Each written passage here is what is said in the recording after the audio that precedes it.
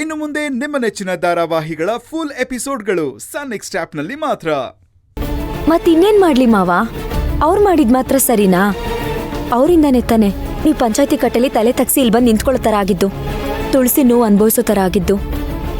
ಅವ್ರು ಮಾಡಿದ ತಪ್ಪೇ ಇರಬಹುದು, ಅವ್ರದ್ದು ತಪ್ಪಿಲ್ಲ ಅಂತ ನಾನು ಹೇಳ್ತಿಲ್ಲ ಜ್ಯೋತಿ. ಅವ್ರು ತಪ್ಪು ಮಾಡಿದ್ರು ಅಂತ ನಾವು ಮತ್ತೆ ತಪ್ಪು ಮಾಡೋದು ಎಷ್ಟು ಸರಿ ಹೇಳು? ಇದ್ರಲ್ಲಿ ನಮ್ ತಪ್ಪು ಏನಿದೆ ಮಾವ? ನೀನು ಅವ್ರ ಜೊತೆ ಇಷ್ಟು ನಿಷ್ಠೂರವಾಗಿ ನಡ್ಕೋಬಾರ್ದಾಗಿತ್ತು ಜ್ಯೋತಿ. ನಾವು ತಪ್ಪು ಮಾಡಿದ್ದಕ್ಕೆಲ್ಲ ಮನೆಯಿಂದ ಆಚೆ ಹಾಕೋದಾಗಿದ್ದಿದ್ರೆ ಚಿಕ್ಕ ವಯಸ್ಸಿಂದ ನಾವೆಲ್ಲ ತಪ್ಪು ಮಾಡದೆ ಬೆಳೆದ್ಬಿಟ್ವಾ?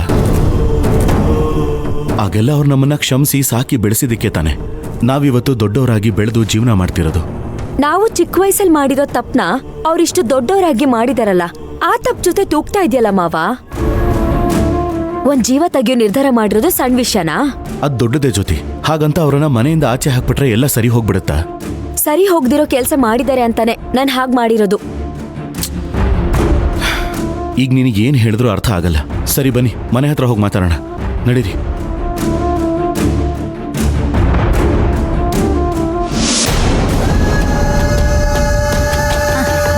ರೀ ಅಳಿಮಯ್ಯ, ತಕ ಮೊದಲು ಸ್ವೀಟ್ ತಿನ್ನು. ಅತ್ತೆ, ಸಿಹಿ ಆಗಿರ್ಲಿ, ಮೊದಲು ಸುದ್ದಿ ಏನು ಅಂತ ಹೇಳಿ. ಅಯ್ಯೋ, ಏಳದೇನೈತೆ? ನೀನ್ ಬ್ರಹ್ಮಾಸ್ತ್ರ ಕೊಟ್ಮ್ಯಾಕೆ ನಾನು ಅದನ್ನ ಬಿಡ್ದೇ ಇರ್ತೀನಾ? ನಾನ್ ಬಿಟ್ಮ್ಯಾಕೆ ಅವ್ರು ಉಳಿಯಕ್ ಸಾಧ್ಯವಾ? ಅಂದ್ರೆ ಪಂಚಾಯ್ತಿಲಿ ಎಲ್ಲ ನಮ್ ಪರವಾಗೇ ಆಯ್ತು. ಈಗ ಇಂದ್ರ ಒಂದ್ ತುಳಸಿ ಇನ್ನೊಂದ್ ತೀರ. ಅವರಿಬ್ರು ಪಂಚಾಯ್ತಿಲಿ ಆಗೋದ್ರು ದೂರ ದೂರ.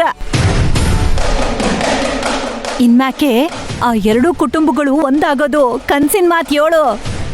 ತಗ, ಮೊದ್ಲು ನೀನ್ ಈ ಸ್ವೀಟ್ ತಿಂದು ಬಾಯಿ ಸಿಹಿ ಮಾಡ್ಕ. ಏ ಭಾರ್ಗವಿ, ಏನ್ ಮಕ್ಕ ನೋಡ್ಕೊಂಡು ನಿಂತಿದ್ಯಾ? ನಿನ್ ಗಂಡಂಗ್ ಸಿಹಿ ತಿನ್ಸು.